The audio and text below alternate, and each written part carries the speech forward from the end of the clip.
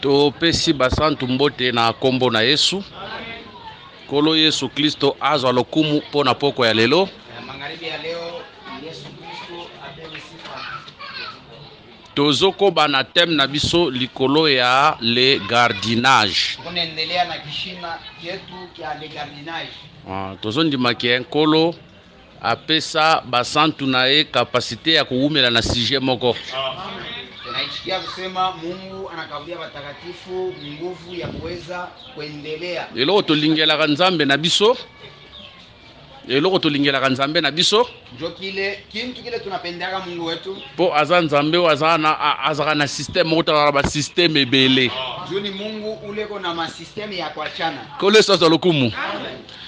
To lecteur atangeli biso na mkanda ya Psaume chapitre 127 verset 1.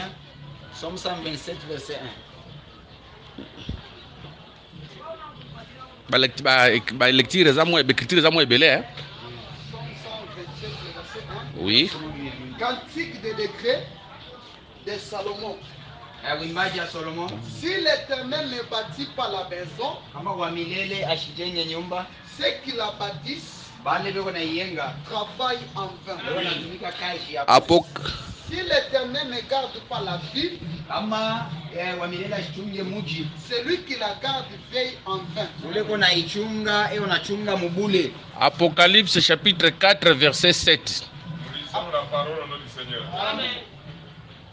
Le premier être vivant est semblable à un lion. Apocalypse chapitre 4 verset 1 Verset 1. à 7. Après cela, Kisha ile je regardais et voici, nilianza angalia sasa, une porte était ouverte dans le ciel. mulango mwa ilikuwa wazi mumbingu.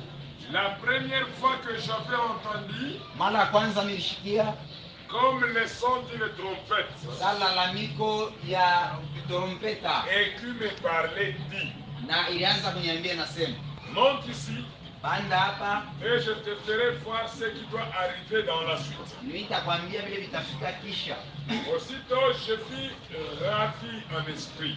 pale pale mina jaziwa mukiro, Ravi en esprit. mina bebewa mukiro. Et voici, il y avait un trône dans le ciel.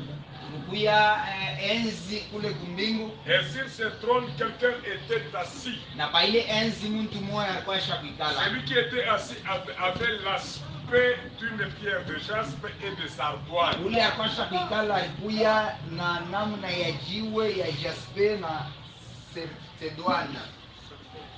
Serdwana plutôt. Et le trône était environné d'un arc-en-ciel Na enzi ilijungulukiwa na mwanza ngongolo, semblable à de l'émeraude.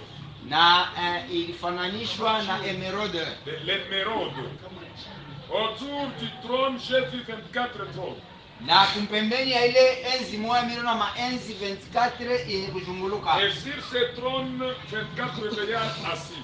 na pa ile maenzi 24 baze ba 24 benye kukala Revêtis de vêtements blancs, benye kuvala mankanjo ya mweupe, et sur leurs têtes des couronnes d'or.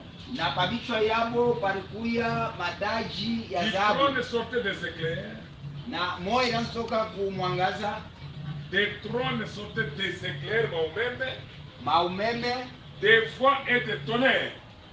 ulitoka makelele, na mingurumo. mamingurume ya radi.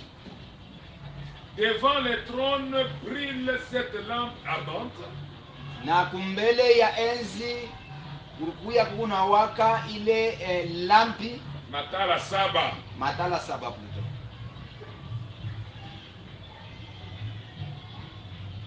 Il y a encore devant le trône, Na kulikuya tena mbele ya enzi comme une mer de verre, kulikuya kama bahari semblable à du cristal.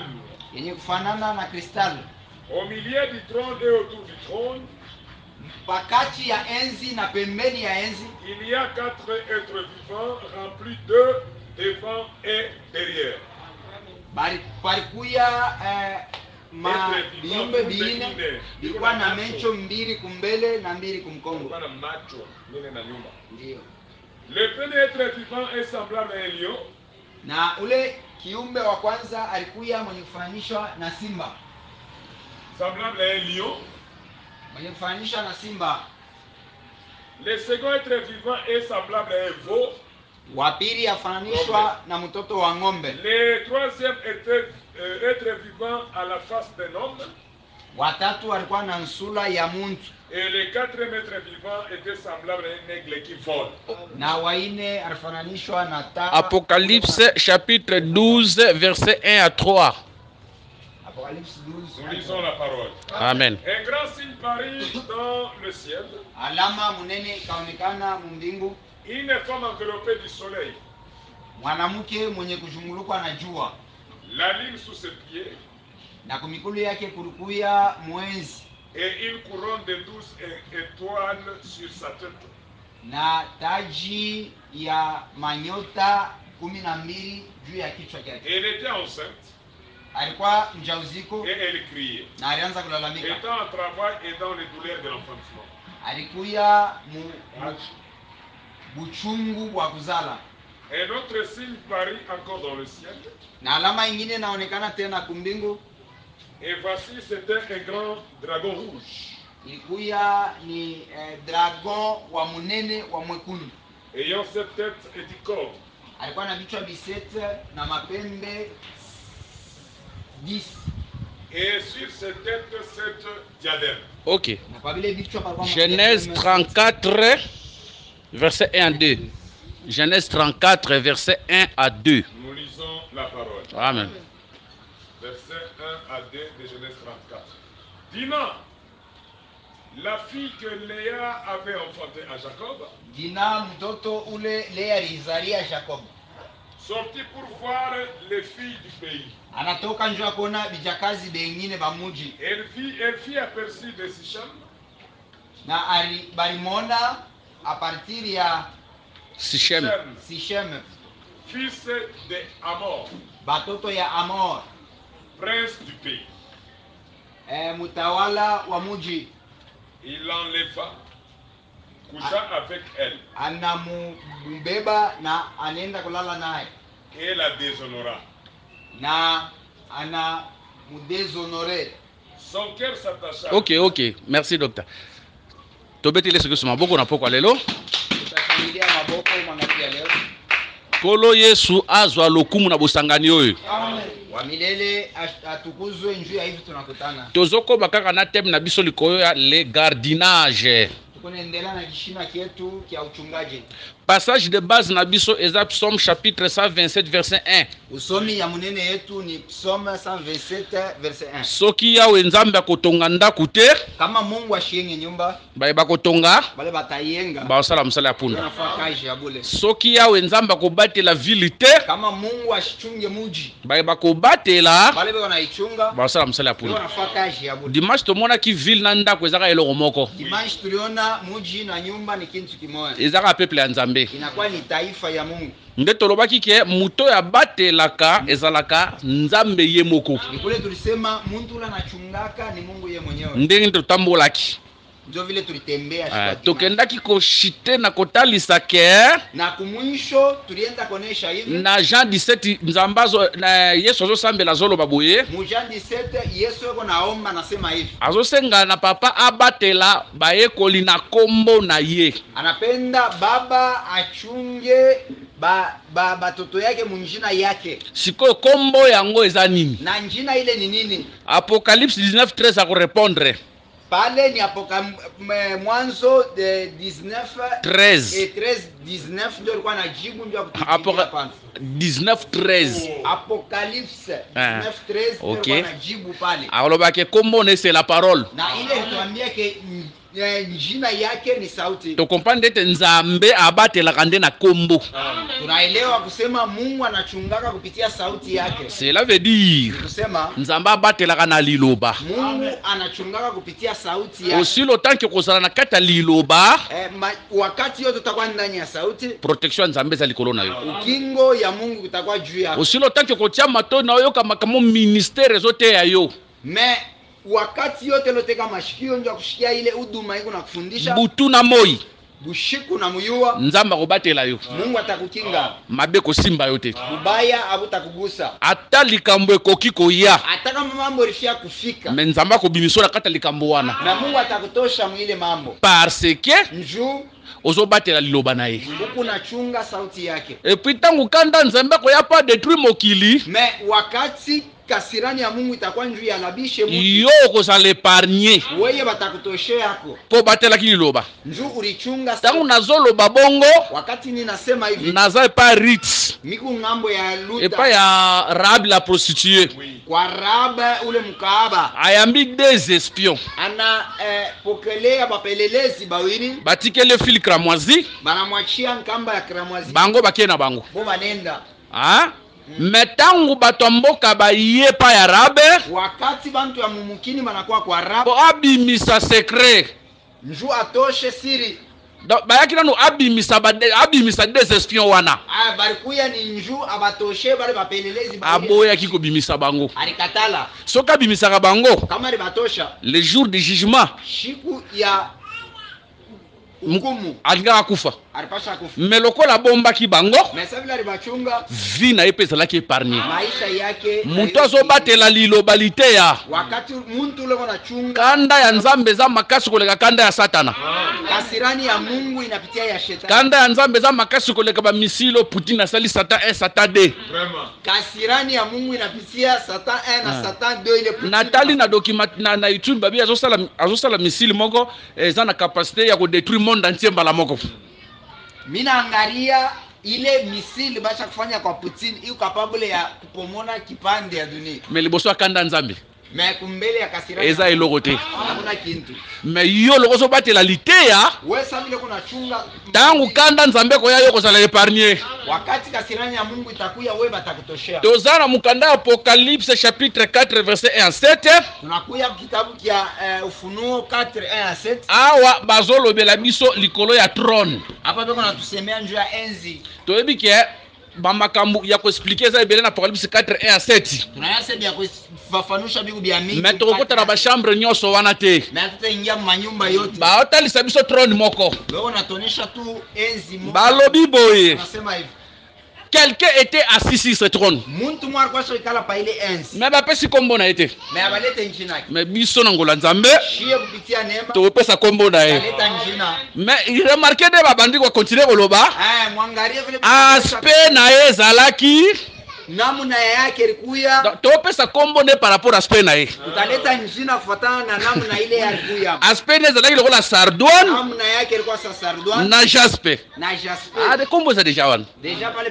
patatoka njina nzoka sardoine na jaspe sardoine tukibebe na jaspe soki okei na Exode chapitre 28 kama unenda Mukutoka chapitre 28 okomona na pectoral de jugement oyo Aaron alataki utona pa pectoral ya jugement ile Aruni alivala batiaki 12 pierre wana balieka peko ile maibwe 12 pierre liboso ezalaki jaspe ilikuwa ya kwanza pa ile 12 ni ya jaspe pierre asuka ezalaki sardoine na ya mwisho ni sardoine mais basali le contraire mais hapa bana video aba bana na pierre asuka hapa banaanza na libo ya bakie na pierre alibandeli wanaenda na kwanza or les 12 pierre ile maibwe 12 babanda ko représenter inafia kuonesha les 12 fils de Jacob batoto ba 12 ba Jacob koleso solokumu tozondima ke pierre liboso tunaelewa kusema jibo ya ezalaka Rubin Rubin pierre asuka ya mwisho ezalaka Benjamin to comprendre que muto avandi likola trône tunaelewa kusema ule akwashoka la paenzi et le premier eko wa kwanza et le dernier tomoni ye déjà na Apocalypse 1 akoyebisa Jean je suis le premier et le dernier mais atango bazotia ke sardoine ye liboso jaspe zongi sima or jaspe oyo eza liboso c'est le premier né ile maneka kumukongo inakuwa ndio mtoto wa kwanza mais soki toke na sardoine c'est le dernier mais tuende ku sardoine cela veut dire jaspe aza plus grand que le dernier Jasper anakuwa munene. Yango ko remarquer na Genèse 49 tant papa apambola bango. Nikulo tona mu Genève. Abandie pa ya Jasper oza Ribin. Anaanzia kwa Ribin. Yoka nanga bano kumisa Ribin. Angarabi anaanza mutapa Ribin. Tu es la prémisse de ma vigueur. Unakuya Supérieur à dignité. Supérieur. Non, wana de premier né. Ba kumisa ye. Mais dernier ne zala ki Ribin. Mais attends, ba talisa balobi ke ba tie Sardone liboso Jasper na sima. Hapa banaonyesha Sardone kwanza Jasper. To ebi ke bombi makambo ebele. Mais tozondi make quand le Seigneur était venu. Tunaelewa wakati wa milele alikuwa. Ayaki nanu comme le dernier. Alikuya sawa mwisho. Cela veut dire ayaki na petitesse. Nikuse alikuya na butoto. Abombaki grandeur. Anafuchika butoto. Mais na seconde venue. Mekuya kwa pili. Akoya na grandeur na ye. Kuya na bukubwa. Parce que tant Salomon azokolobela banzete. Mais wakati Solomon anaanza kusemea abandaka na cèdre le Liban, anaanzaka na cèdre asukisaka na lizope. na yeko naisha na izope. Cèdre est le plus grand arbre. Cèdre ni muchi. Izope eza nzete ya mukie. Izope ni muchi. Quand on parle du cèdre, wakati tunasemea selon Ézéchiel chapitre 17 verset 1 à 12, fuatana na Ezekiel chapitre 17 verset 1 à 12, c'est la royauté. inakuwa ni utawala. Mais l'izope est le plus petit. Izope ni mtoto. C'est ça le Seigneur comme le dernier prophète de tous les prophètes de l'ancienne alliance. Sa Yesu donc nabii wa mwisho manabii bote. Cela veut dire le Seigneur qui est le premier et le dernier. Ni kusema Bwana ule kwa mwisho na wa mwisho. Metango ayaki na premier venu na ye. Mekuya kwake. Ayaki comme le plus petit. Alikuwa sa mtoto. Abomba ki bo divinité kati na ye. Anafuchika bumungu bule bulikuwa ndani. Mais na seconde venu. Mekuya akoya suna nzoto takoya na kembo na nyonso. Asitakuya na mwili metakuwa na utawala yote. Mais to continuer boye. Tunaendelesha hivi. Na verset 6. Verset 6. Yoka na Biblia zoloba. Shikabile Biblia na. Nanu bazota soso na verset 2 ou 3 que babi quelqu'un était assis sur le trône. Abaseme ça c'est ba 2 ou 3 que. N'étant comme na verset 5. Tusike 5. Babi au milieu du trône. Barase pakachi. Il y avait 4 êtres vivants. Barikuya biumbe bia kuishi biine. Ah, bon sikoto. Eza kwa ndeko moka yembaki les 4 vieillards basali sembla. Les 4 êtres vivants avec kara. Bon, wana zanzembu na ye. Bamoni za mutu boko za na kata trône. Avandi. Après bazomona susu 4 êtres vivants kaka na kata trône wana. Na banona tena bile biumbe biine paka kaka. Bon, siko mutu avanda yona kiapi. Sasa ule alikuwa shekala pale yale. Et puis remarquez. Sasa tuangalie. Na kata trône. Ndani ya. Tozana 4 êtres vivants. Autour du trône. Toana 4 êtres vivants. Tala ile nyamaka mwanzambe. Biso tondi maboye. Mutu avanda kina trône wana. Kaka ye wana les 4 êtres vivants. Poso ki okena Eden ezalaki na fleuve moko mais qui se divisa 4 bras. Elingo le batike toana 4 fleuves. Ezaka fleuve moko. Yango wana ndeza na 4 bras. Pour le Seigneur quand il était venu, azalaki ko so forme ya 4 êtres vivants wana. Lokola lion. Lokola lion, azalaki fils de David. Parce que quand on voit le lion, la Bible dit la colère du roi est comme le rugissement du lion. Le lion, c'est le roi. Ah, cela veut dire lokola lion. Jésus était le fils de David. Lokola aigle, fils de Dieu. Lokola bœuf, fils d'Abraham. Donc expliquer en quoi pourquoi Tobengi est fils d'Abraham. Parce que vous remarquez que Abraham a besoin d'Isaac et de un sacrifice. Le bœuf, c'était un animal de sacrifice.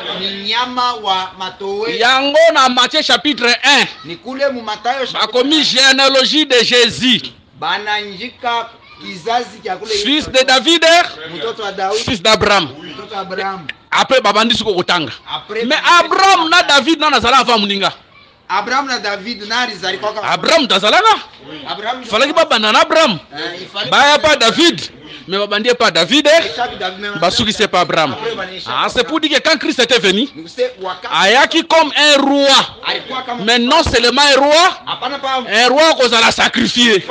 Un roi qu'on a sacrifice. Quand on voit la face de l'homme, on a tout le monde comme le fils de l'homme. Si le Seigneur a sali biso ngolu, tokoye bakotalisa biloko wana mke. Mais tomoni trône. enzi mutu avandi na kati ya trône muntu anekana ndani ya enzi pe mutu atelemi pembeni ya trône. après bantu bana Donc les 4 êtres vivants bavandi na kati ya trône donc bale ba ine biumbe biine ndani pe baza nzinga na kati ya trône. après baka bale ba ine tena beko pembeni awa bazo jouer des rôles. apa beko nafanya kazi mbili soki aza likolo ya trône kama beko ndani ya enzi wana c'est le Seigneur, bale ni Yesu parce que mutu avandi na trône ula nekala kwa badoraka ye baluwaka ye abongi na kembo. Mais mutu atelemi pembeni ya trône ula nekalaka kumpembeni ya c'est un serviteur anakuwa ni pour veiller sur le trône. njia ya kukinga Directement tomona le Seigneur na double nature hapo pale tunaona Bwana likolo ya trône lokola roi, yulu ya enzi kama mfalme tout autour du trône comme les serviteurs. na kumpembeni ya enzi kama Po tondimaka mobateli ya trône ya Nzambe ezalaka nanu Nzambe ye moko. ni kule tunaichikia kusema ula nachungaka enzi ya Mungu. Ministère aya roveye tondimi ke ministère avera pota musala na ye tondimi. Duma hiyo nakuya ni njoo ya kuchunga Mais les premiers protecteurs ezalaka nanu Nzambe ye moko. na mkingaji wa bya kwetu Selon qu'il est écrit, ile inaandikwa soki akobatela te kama yesh bayeba kobatela wale batakinga basala musala ya punda. Watafakaji ya- Maintenant le trône c'est quoi? sasa tuangalie enzi ni nini Parce que thème na biso njoo kishina c'est le gardinage. Siko toluka toyeba trône kunafia tuyue enzi po totalisa ndenge eza protégé. njoo tuioneshe N'oubliez pas, tushisa balobi ke les 4 êtres vivants banase bile baza na misu liboso beko na mencho baza pe na misu na nsima. beko na mencho kumukongo Bamona liboso beko na kumbele bamona nsima. na kumukongo Maintenant totalisa trône eza nini? tuangalie sasa enzi hiyo ni nini Awa tozwi Jérémie chapitre 3 hapa tunabeba Yeremia chapitre 3 verset 1 verset 1 à à 17. 17 Tobani na verset 1. tuko naanza mbele 1 Yeremia 3 verset 1 à 17 Jérémie 3, verset 1. Tanga na verset 1 à 2. Ok, je lis. Oui. Ici, anasema lorsque un homme répudiait sa femme, Ah, yoka. kama mwanaume anandama bibi yake Hein? qu'elle le quitte Hein? et devient la femme d'un autre. aachane naye akuwe bibi wa mtu mwingine Il dit lorsque un homme répudiait sa femme, wakati mtu anataka kuuza bibi yake, yake. qu'elle le quitte anamwacha et devient la femme d'un autre. Donc tango mutu atiki mwasi na ya bengani mwasi da komi mwasi mtu mususu. bibi ule bibi achane naye akuwe bibi wa mtu mwingine Continuez. Cet homme retourna-t-il encore vers elle? est-ce que ule mtu atamrudia tena ule bibi Que je pas trop. C'est là.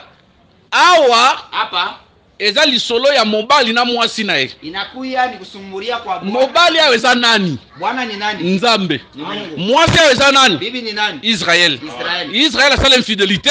Israeli inafanya Alingi mobali mususu. inaenda kupenda Bwana. Cela veut dire les dieux étrangers. C'est Mungu ya Maintenant Nzambe azolobela ye. Mungu anamwambia Est-ce que soki mobali abengani mwasi? kama Bwana anandama Mwasi wana ule bibi azwi mobali mususu. anapata Bwana Soki mobali wana azongeli ye. kama ule Bwana anamluria Peye kozala suye. Mais soko olandi kama unafuata malgré fidélité ingawa Nzambe azolobaka kozongela Israël. kutokuamini Mungu anasata Liteya oyo eboyaka ke grâce kozonga na Israël eza liteya ya Satana. ile mahubiri nasemaka Eza liteya euti epa Nzambe te. Mungu hasta nayebi te soki batangaka Romains chapitre 11 te kini partie est tombée dans l'endurcissement anasema kipande kimwa kilianguka afin ke biso tokota njushi tuingie mpona ndimaka ke soki mobali ya Naomi na bana ya Naomi mibale bakufaki te kama ni kule mine Rita alingaka kota na Bethlehem te. kama ba Il falaki bango bakufa ngoja na umifa po Rita pa kota na Bethlehem. luta ingie mu Bethlehem Donc ce qu'on a verset 16 à 17. À verset 15 wando. 15 jusqu'à 17 15, nous lisons. tunasoma Je vous donnerai des bergers mitanipa bakingaji selon mon cœur. Ah nde Nzambe azoloba ba berger o Nzambe azoloba ko pesa Israël eza na futur eza les deux témoins. Et ils vous prêteront avec intelligence et avec sagesse. Intelligence na sagesse ba oloba na c'est la sainte doctrine. na akili na hekima Lorsque Amen. vous aurez multiplié et fructifié dans le pays, Oui. wakati mutakuwa bamingi mumuji en ces jours-là, Ah. ile shiku dit l'Éternel, Hein? wa milele anasema on ne parlera plus de l'arche de l'alliance. Merci Zela nan. Ah, balobi bakolobela lisusu l'arche de l'alliance était. abatasemea mambo ya agano Ezana batei moko bateyaka ke bazotonga temple na Jérusalem. kuku mahubiri ingine wanasema wanaenga Po temple wana nde soki pe bakosambela na kata temple wana soki so pe ndenge nini. sasa ile hekalu atuye banasemaka bataombea Soki basambeli kaka na temple wana. ama tu banaombea muile Vedi tozaka na sacerdoce lévitique. ni kusema tu kupaka kuile sacerdoce ya Oyebi temple nde tosangani boye. hivi tunakusanyika Elobeli nzambe eloko te. yalimwambia Tosangana biso awa kaka po mbula to moyebeta biso te. tunaweka mamalata ni njuu ya Mais le temple de Dieu c'est tout un peuple. mais hekalu ya Mungu ni taifa. Continuez. Endelea baba. Elle ne viendra plus à la pensée. Haitakuya mu mawazo. On ne se rappellera plus. Hakuna ule atakumbuka. On ne se percevra plus de son absence. Hakuna ule muntu ataona se. Kita na verset suivant. Kita na verset suivant. En ce temps-là, Hein? on appellera Jérusalem le trône de l'Éternel. Ok, tosuki wana. Taita Yerusalemu. Bolandi hein? Manasema. Kolosho za lokumu. Yesu. Balobi Jérusalem. Yerusalemu. Bakobenga ngo nini? Bataita nini? Trône. Enzi ya wa milele. Ah. Tu comprends que trône ezalaka Jérusalem. Unaelewa kusema? Or tango balobela Jérusalem. Ati bena sema Jerusalem. Jérusalem ezalaka ville. Inakuya ni Mungu. Selon Matthieu Selon Matthieu 5. 5. Ne jurez pas par Jérusalem parce que c'est la ville du roi. Ah, tu comprendre que ce qui trône est à Jérusalem, Jérusalem est la ville. Tu comprendre que le trône c'est la ville. La ville c'est le trône. Mais dans Jérémie, dans verset 1, Jérémie 1, et c'est là qu'il est à la moisi. Tu comprendre que la femme, c'est le trône. La femme, c'est la ville. La femme, c'est la maison. La femme, c'est le jardin.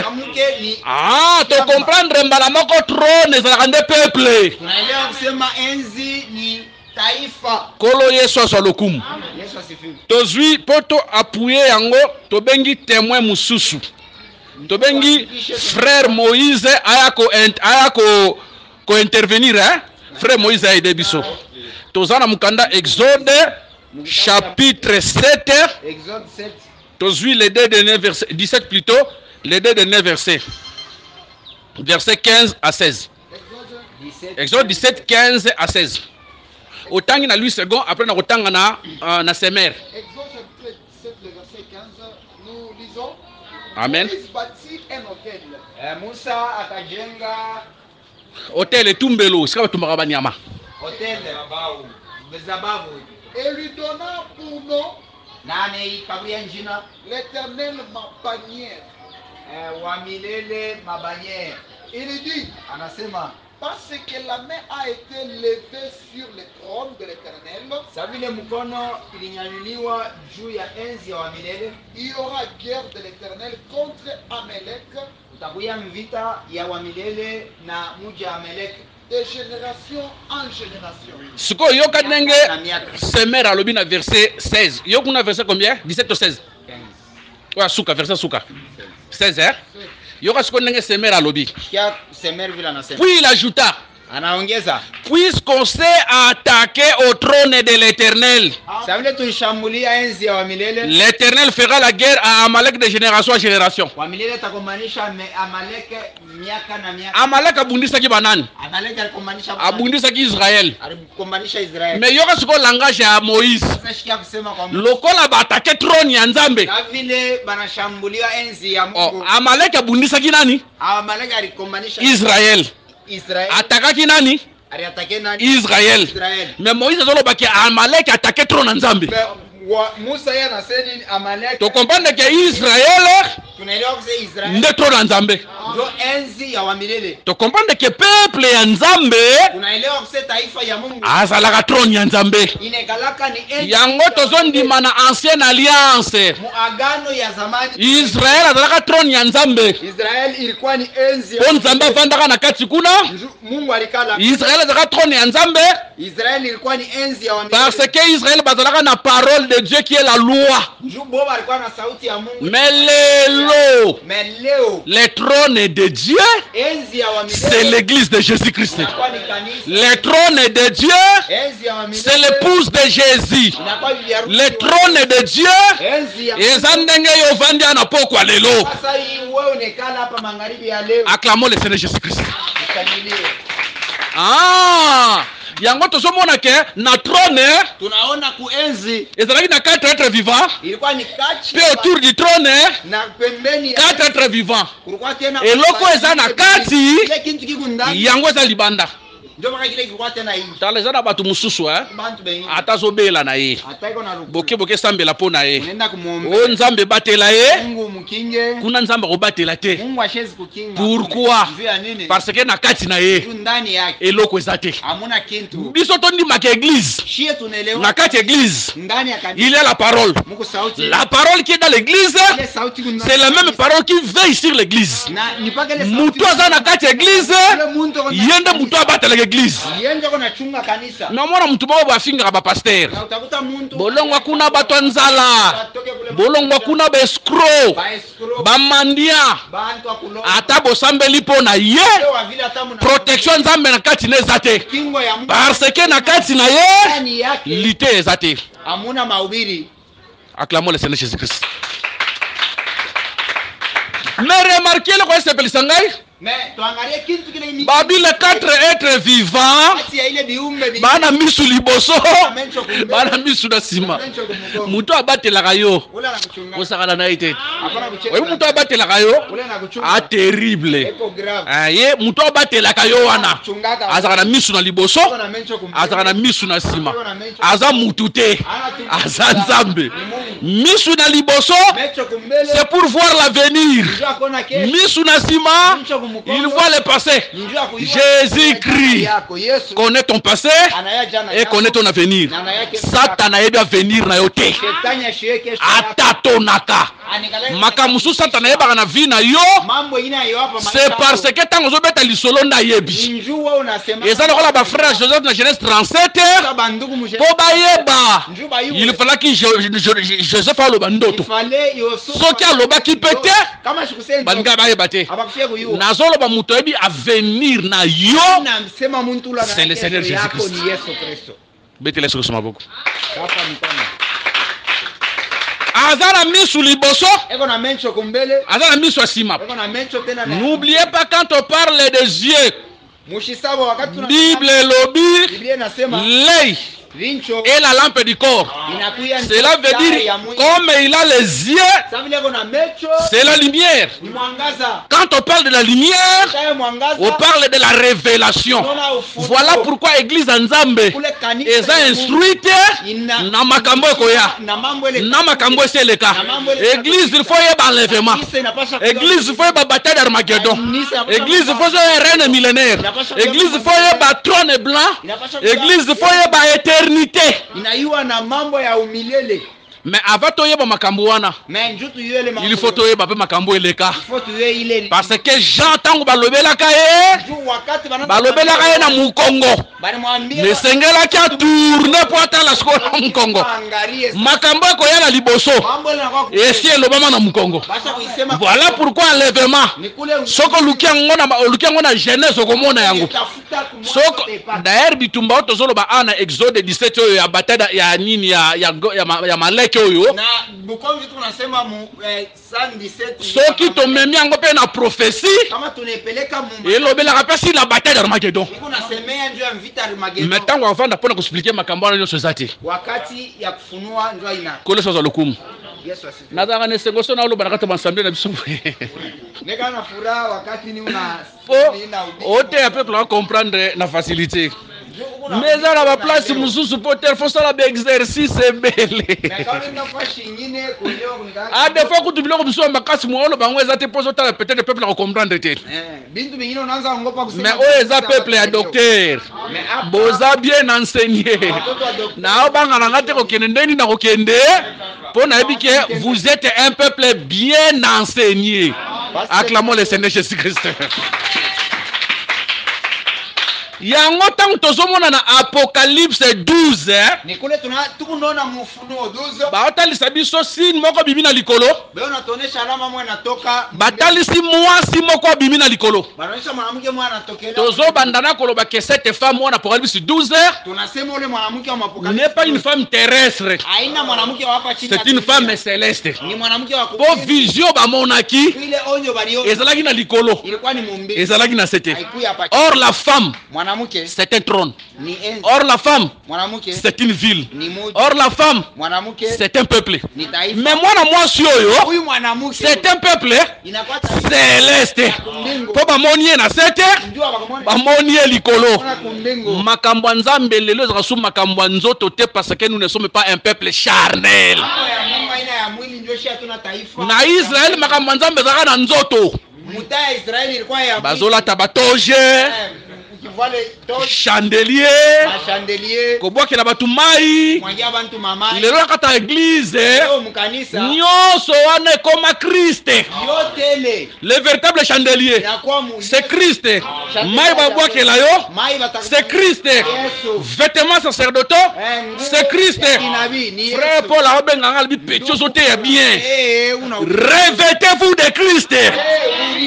voilà Yesu Kristo Donc lelo tona posa ba bougie te. leo hatuna na besoin na bougie Tala soki na église mamoni babwakela mungwa kama unaenda mkanisa bima na église wana. tupia manchu Ok na église mamoni ba basukola yo unafika mule wewe ifoba bima na église wana. ile kanisa Omoni ba peso ibe mayomela unaenda mkanisa bima na église wana. mai Mais attention il faut na cha balistrade awa.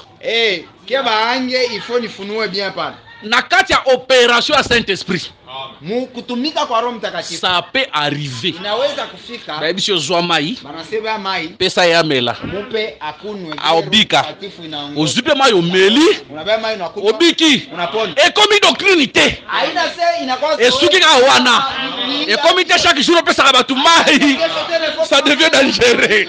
inakuwa hatari Na tia balistra place wana po mokolo moko na kati esika nzambe akosala mosali na ndenge moko bote botera biso bote okomi boye ndenge ni te. La direction divine existe. fundishake vile Acclamons le Seigneur Jésus-Christ. Mwana mwasi oyo na likolo mwanamke wa yulu po debe ezalaka awa hapa panekala bamosusu balobi ke mwasi wana aza Israele te biso toyebi mwasi wana aza Israele te mwasi wana aza église po aza likolo po ntango mwana wana kobotama kokende parce que ule mtoto batazala mwasi akokita na se yulu mwanamke bakopesa de mapapu wana ndakomi Israele les deux ailes bakopesa ye c'est ça les deux témoins na Bible mutu moko akojouer des rôles. Bible muntu mwana sifa makali Mais notre problème awa eza nini? mais mambo yetu hapa ni Cette femme tolobi c'est tout un trône, mwanamke tunasema c'est une ville. ni muji Mais balobi azalaki enveloppé na soleil. banasema balikuwa basha Problème na biso nde yango wana ndio mambo yetu aza na kati ya moi. eko mkachi ya jua Nazo pesa nzambe merci. mimi namshukuru Mungu Moi ndenge ezalaka wana. jua vile umeona Qui peut regarder le soleil? kuyangalia Qui peut regarder le soleil? Obangaka pamba unongo paka ozalaka na kati ya moi. unalala ndani Soki bakwa kotala moi te kama abaweze bakwa kotala yo te. abataweza Or na Psaume chapitre 84 verset 12 Psaume 84:12 la Bible dit Biblia inasema l'Éternel le Dieu wa milele Mungu est un soleil, anakuwa jua un bouclier.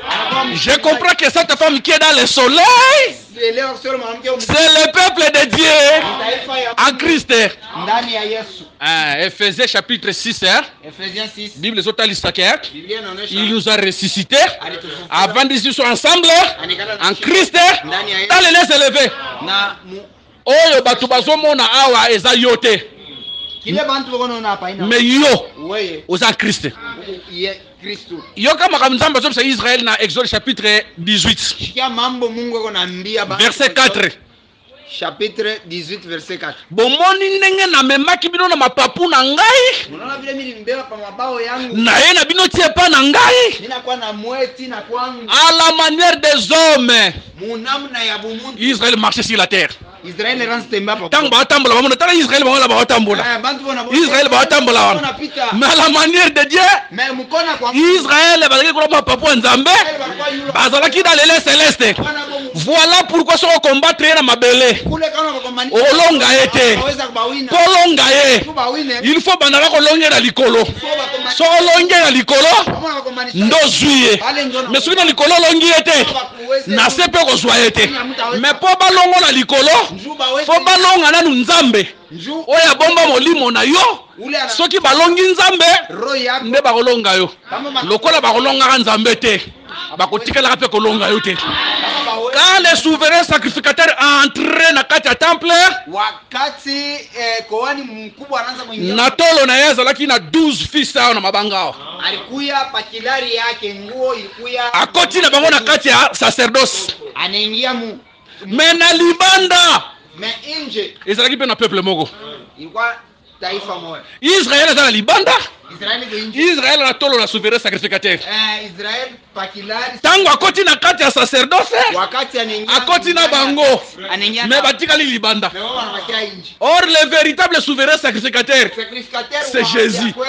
O tango aye azwi biso apporter biso na motema na bolingo nyonso akoti na biso dans les célestes nzoto etikali libanda maintenant ponzo nzoto bomana nukula na molimo il faut wendo komane na bile ya kiro nana komesika Jésus azali na akafika kule Yesu anekala nana osimba Jésus na tambamba Yesu tolelaka pamba aliakariaka tobangaka pamba quand ministère yote ya wakati ministeri unahubiri omona babondeli pona Serge, je prie que ce n'est béni son nom de Jésus nzamba batelo nom de Jésus Christ amen banasema tu Mungu akuchunye tant lycée esili auto mote esili anaanza kuuliza mhubiri siko nabakisa nini maombi yote nabakisa nini ndio ndio maombi na eso zo ndima na maloba na lobite niongeze nini bila mimi nasema bana nzambe bakomi na posa ba grimace watoto wa Mungu wanapenda mote ya lata mwa toji moko boye aye na bakizaka zaka akwe na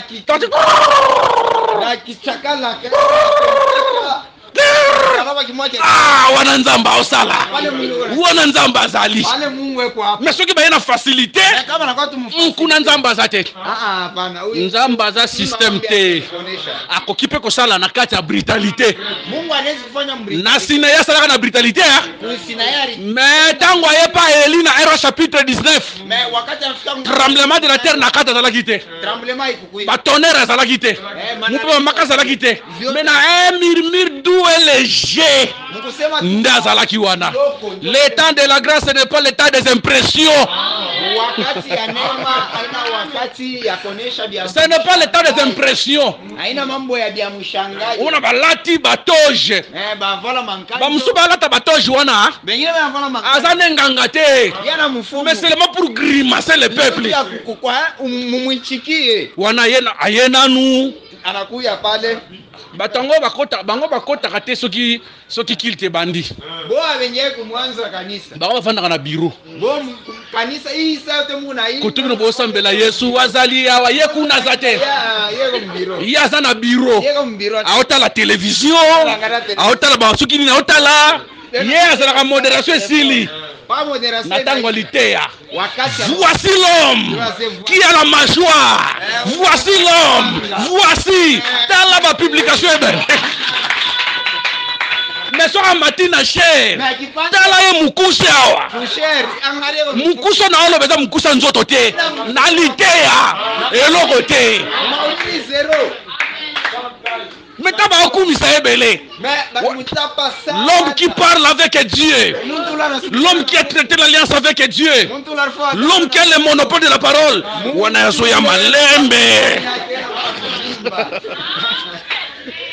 acclamons le Seigneur Jésus-Christ. Au peuple balinga place andengwana. Mais tant docteur Corneille a tellement de facilité wa. Bon mon era neti. Nzoka bozo bosana. Muto bi bozo négliger. Grâce à vendre place wana. Et je vous dis la vérité. Yesu tangwaye ayaka na simplicité. Peut-il venir de Nazareth quelque chose de bon? Peut-il venir de Corneille quelque chose de bon? Wana yo mutolobi. Mais senganza bafungola miso molimo.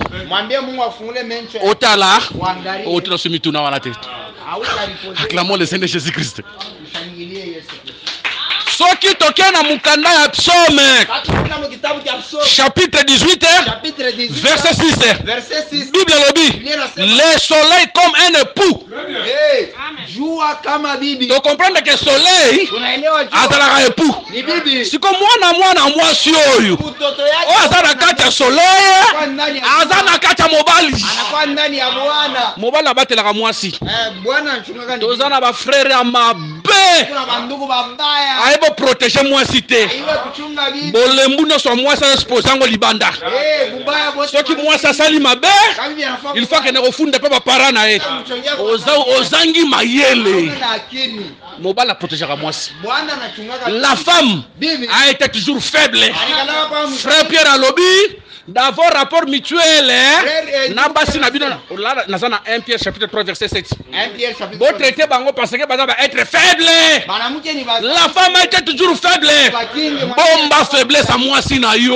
Unga budhaifu bwa bibi yako. Yo umuntu mwasi nangaye umuntu mwasi nangaye bakolamba te umuntu mwasi nangaye asala kaboye oyo moni umuntu mwasi nangaye tangu mwasi azoleka na nzela baoseka ye ozapenda vrai bolole bolimisa na terme wana oza mayele te en tout cas bolimisa na terme wana au lieu de protéger ta femme ozoko exposer na libanda ezalaka te ezalaka te nabeti mpe bafrère trop ezalaka mpe vice versa yo mpe mwasi mpe protege mpe faiblesse ya mobali na yo protege mpe faiblesse ya mwasi na yo ya mobali plutôt mais toloba mingi mpa mibali parce que mibali nde bagéraka bandako tukunasemea sana babwana nju bonjo bashefu bamanyumba po soki mingi mibali nto babebisaka nju mingi ni babwana soki mobali obebisi kama bwana analabisha tala mwasi azalaka elanga bibi ni mashamba azalaka elanga oyo il faut bokelaka mai yo atretenir yango bien ule il faut arosaka yango malamu soki orosa yango malamu te akofane itakauka akobeba atalabika balobaki ntango azalaki epa na bango wakati alikuwa kwa azalaki bien alikuwa mzuri me banda ye epa na yo mais depuis mo obebisi ye unamwalabisha ezalaka bongo te aikalake vile kolesa zo lokumu awa tozomona mwasi na kati ya soleil. C'est ça l'église dans son mari. Notre mari, notre époux, c'est le soleil. Or le soleil, c'est le Seigneur Jésus. Yangotango matina Matthieu chapitre 17 verset 1 à 2. La montagne de transfiguration et l'ongina est changé comme le soleil pour dire que c'est lui le vrai soleil. Et si au soleil brillaka, apesaka lumière, apesaka chaleur. La lumière c'est la révélation, la chaleur c'est la puissance. Ngana ondi makeyeso yondimeli. Akobate la yo, nanzela litea.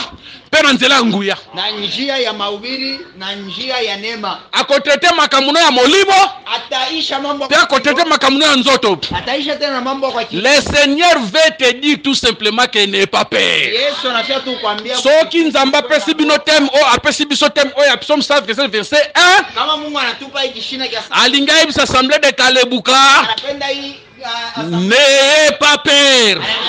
Peu importe les difficultés, Bokolonga. Peu importe les combats, Tokolonga. Peu importe les problèmes, la victoire est avec nous. Nous ne combattons pas pour avoir la victoire. Nous sommes dans la victoire. Nous sommes plus que vainqueurs par Jésus-Christ nous a aimés. Musala ya nzamba taba bundisi yango kufaka te. Kaja Mungu ataba na ikombanisha. Soke kufia za musala nzambe te. Kama inakufa ikia. Ataba bundisi musala nzambe kufaka te. Ata unakombanisha kaja Mungu aikia. Tanto zalaka bana mikie. Wakati tulikuwa batoto. Ezana babar mususu ezalaka to bana mikie. Tulikuwa babari mwingi. Lelo babar wane se kufa. Ile ilikuyaka kole sasa. Mezana beglise musuta tuzolaka bana mikie. Huko makanisa tena nawe yine ile sasa tulikuwa batoto. Ti lelo. Tina leo. Eza. Iko hapo. Me babar zaka pembeni wana. Me ile mabari kwa ekufa. Yo ilikufa. Me beglise wana. Me ile makanisa. Ti lelo. Na leo. Eza. Iko hapo. Dieu veille sur son œuvre. Mungu Dieu protège son œuvre. Oh. Na lobi ke nzamba batelaka musala na ye. Nasema Mungu anachungaka kazi yake. Koloso lokumu. Yesu. Maintenant tozana Genèse 24. Kwa Genèse 24. Bible la Bible. Biblia inasema Dina Dina mwana oyo mtoto ule Léa botelaka Jacob. Lea ni mzali yake. Un jour abimi Anatoka esika vandaki na papa na ye kwasha nikalaka akende tala bana basi ya ville. anaenda angalia bana mje wa mumuji. Attention, Keba tant que tala bana basi ya ville wakati ayebaki te batoto wa ke Sichem azali, Sichem ayebaki te ke déshonneur ezali. Soki avandi na lobongo papa na bango kama rikala kwa babake Sichem alingaka simba ete, Sichem mais lokola abimaki na lupangu ya papa mpango ya baba Sichem asimbi ye, Sichem déshonneur esimbi ye. aye na Mwana mwasi wa Apocalypse 12 mwana mke wa dragon avandi en face makosimba ye te parce que le soleil est là. yuwe kuya Mais soki abimi na kati ya moi toka mjua l'ennemi va le toucher. dragon alipasha kumugusa. Dina ana azwa Dina lokola pe peuple Hapa mimi na Dina sasa lokola yo na ngai sabile uwe na mimi kobosana te ke Jacob selon Genèse 37 azalaka soleil. sababu kusema selon Genèse 37 Joseph amoni ndoto Joseph anona ndoto 12 11 étoiles manyota lune soleil ajua efukamela ye. Jacob a interprété Jacob olingi oloba nini ngai ni baba soleil juu mama na yo lune Mwai. bandeko na yo Banduku ya betoile Anyota. tokoya gumbamela yo to comprendre que Jacob c'est le soleil. tunaelewa Aussi le temps que Dina aza na kati ya lupangu ya papa na Jacob ile dinar kwa mpaka aza na sa protection soleil. alikuwa mwenye kingiwa na Mais ntango abimi libanda lupangu ya papa toka inja pour regarder les filles du pays mke ba mumuji Sichem asimbi. Sichem ari mubamba Faisons beaucoup trop d'attention hein. ke bange Tozoyokana unaelewa kole soso lokumu kole soso lokumu obo pese sur lokumu bondengeni kole soso lokumu acclamons le Seigneur Jésus-Christ. tangilie via Yesu Watu tambola nanu malembe hao hapa tuko natembea pole pole na wazo ba fille ya pays ila beba bana mke bazalaki bana basi bariko bana mke lokola ye saye mais derrière bango mekumkongo ya Sichem azalaki Sichem alikuya. derrière bango Mkongo déshonneur ezalaki. aye kuya Église nyonso eza église akokende te. kanisa yote J'interprète les filles du pays mina beba bana mke comme les fausses églises. kama kanisa ya bya bongo Baza bana basi lokola ye Dina beba bana mke sa Dina mais sima na bango mekumkongo yabo Sichem azali. Sichem ko Sima na bango mkongo yabo viol ezali. Eh, Sima na bango semence étrangère ezali. mkongo yabo Reste dans la parcelle de ton père. La parcelle du père, pango ya baba c'est la saine doctrine. inakuya ni Tikala wana. bakia mkanuni Leo tokoma leo okutana na ser dimanche wakite pwanyo. unakutana au kwa dimanche Oba invité nga na église moko boye. Yango ba invité comme motei. barikuita ukahubiri So ndima ministère za na ministère te. sino nasema So ba invité ki onenge nini? Ozwi makolo pe okei. après on avait mikulu Sans même signaler le pasteur na yo. C'est très dangereux. hatari mwa yangu So ba ile invitation kama nakuletea ya ensemble ya kanisa lakisa pasteur na yo. mupelekee baba Yo za na misu te. wana na Tokokoma pe pa ya gardiennage lokola ya ministre. C'est lui qui veille sur ta vie. yeye njoko na kinga Ayebi ensemble ozokende wana. anaiwa kanisa Eza ya Nzambe. ni ya Mungu To eza ya Nzambe te. ya Mungu Plusieurs ensemble bezongo na ensemble. makanisa yote Mungu naona Bazaka na kombo ya Jésus. beo bana njina ya Yo ba kombo bacha ba kombo pe ya kitoko. banika manjina Na alo ba ensemble nyonso wana te.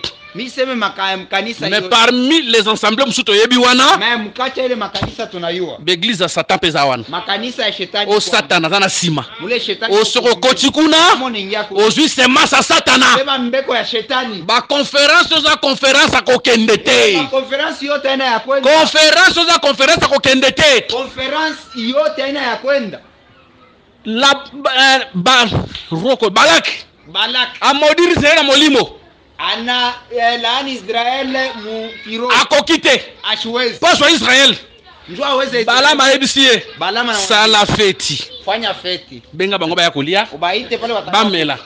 Or Israel aliaka n'importe quoi te, ashikuri yake kitu aliaka animal impure te. ashikuri yake Mais na feti ya Balak mais mfeti ya kuna bakipaka te, balambaka ngulu, balambaka niau, balamba kamboa, les choses impires. bintu Israël aujourd'hui c'est l'église. Israeli leo ni Notre table c'est la prédication. meza yetu Ton dire n'importe quoi. tukuliake kitu L'animal le pire, nyama c'est la saine doctrine.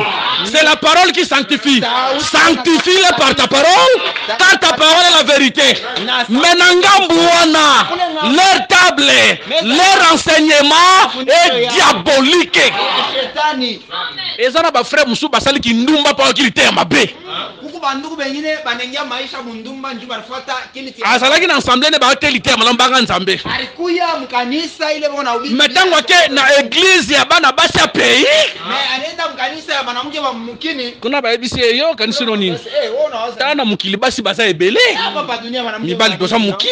shibanome Soki totiki bango ndengwana. tutabacha mwanamke Banani bakusunga bango. batabachunga Zwata 4. Zwata 7. Ekosala eloko te. Babendi bekriti. Ozomona Salomo te. Azalaki na 1000 femmes. C'est diabolique. ni ya shetani C'est diabolique. ni ya shetani Omona be frère pas commis. Na ko bakisa na ngai. minagi Ekosala nango eloko te.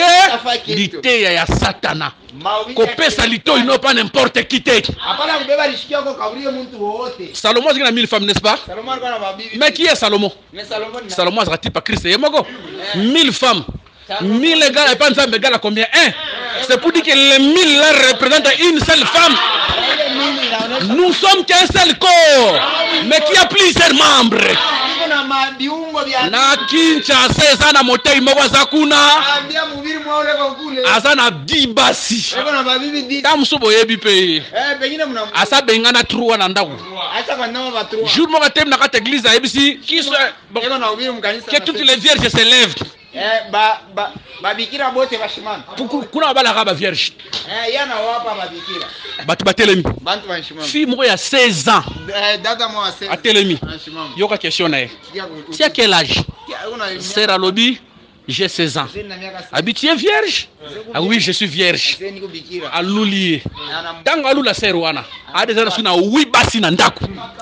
Frère moko abi pesi pe dote. Akabali sœur wana. Babotine mwana moko. banazala na Azala bango soki pe 9. Soka leki na TV. kama natoka ku TV Basi ne bafandi na sima. Ya fandi liboso. Yoka ye. Moi et mes femmes, nous vous saluons. Satanique, diabolique. Nalandi adote na TV azoloba nini? Oh, on m'a dit qu'à Kivu, il a des femmes polies là-bas.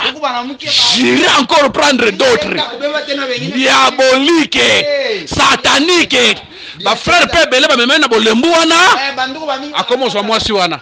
Ozalaki no obandomela masanga te. Okutana moteya mabe. Okomela masanga.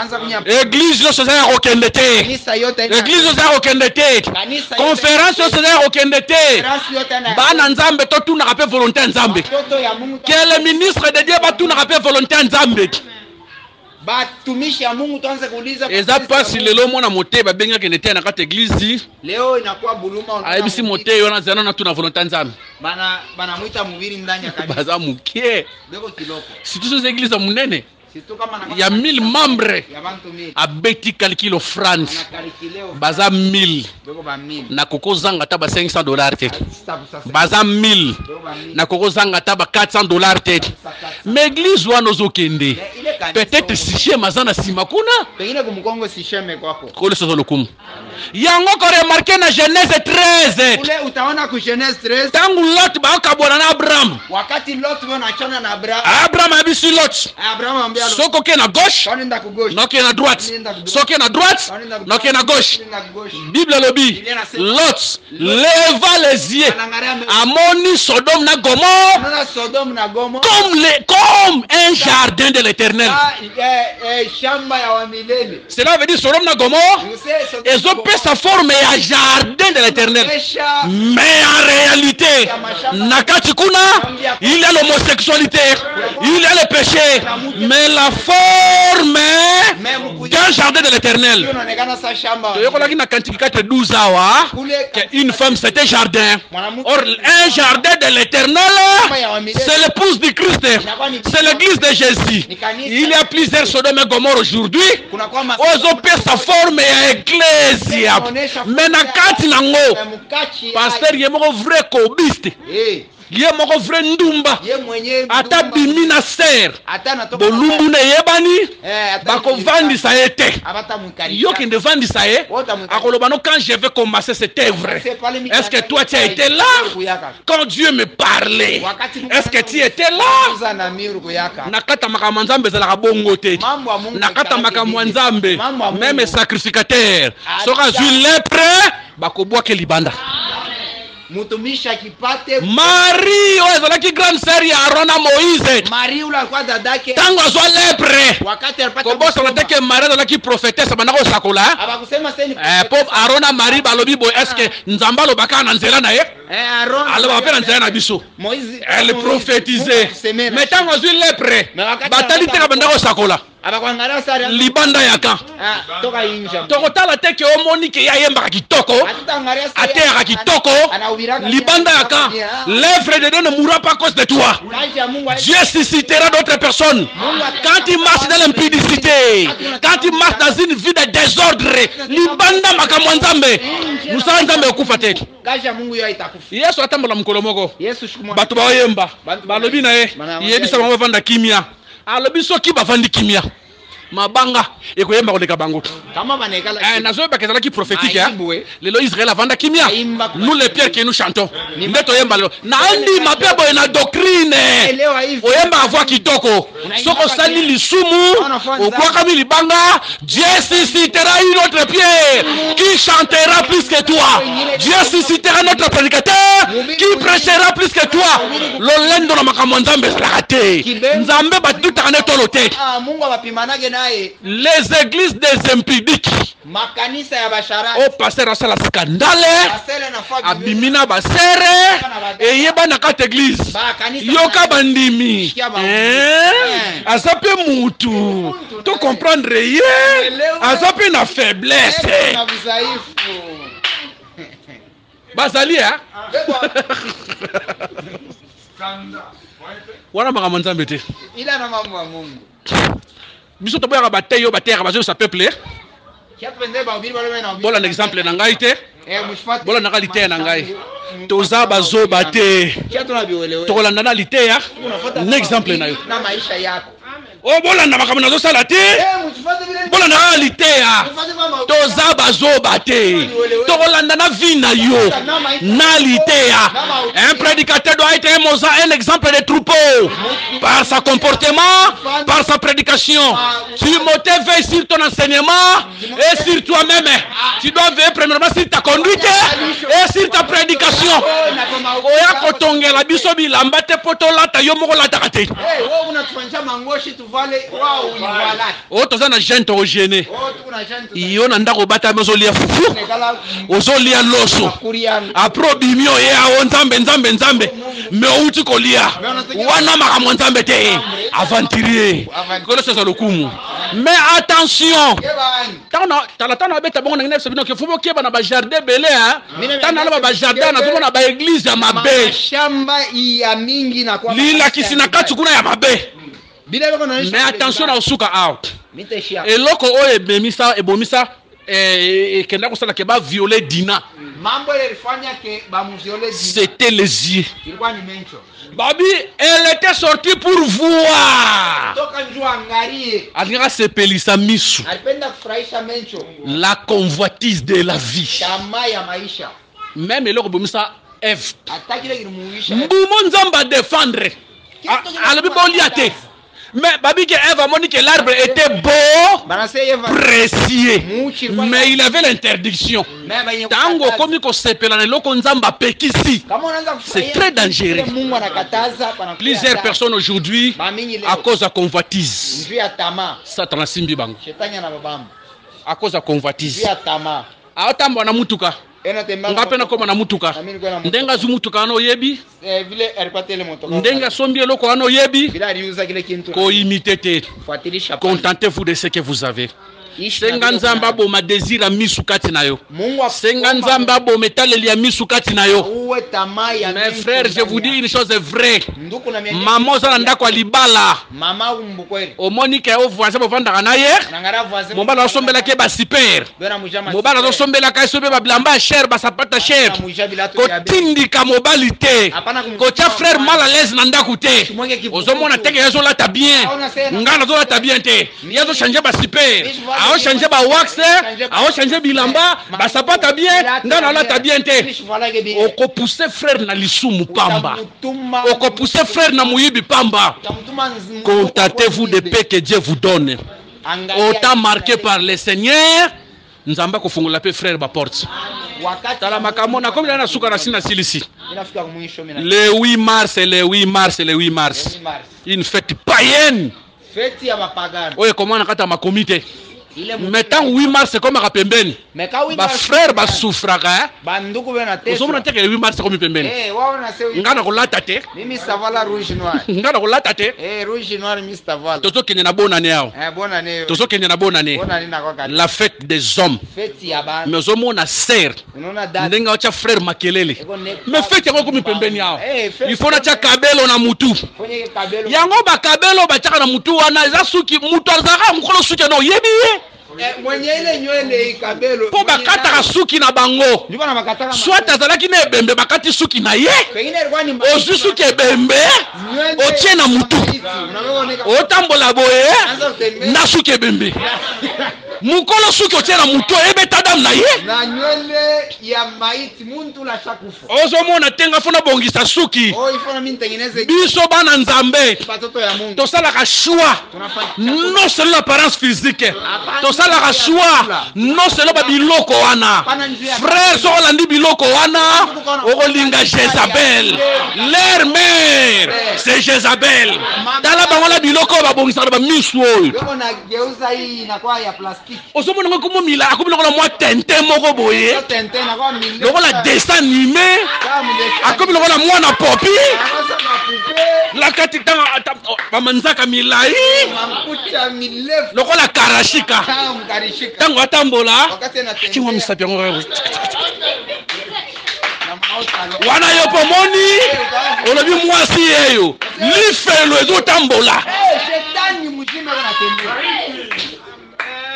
vunjike na ile maota lo ile mamleka jia kwenda kuegesha masi ma sœur nazo so na kombo Yesu ndenge nzamba kela yo mwasi akela mobali na yo quelque part tangu ne kokoka mobali wana akoya no à cause à mèche no à cause loko matoi no à cause à chaînette mais comme oza oya yé nzamba kokutanisa bino na ye tika impression tika bitiatia reste naturel la femme doit rester naturelle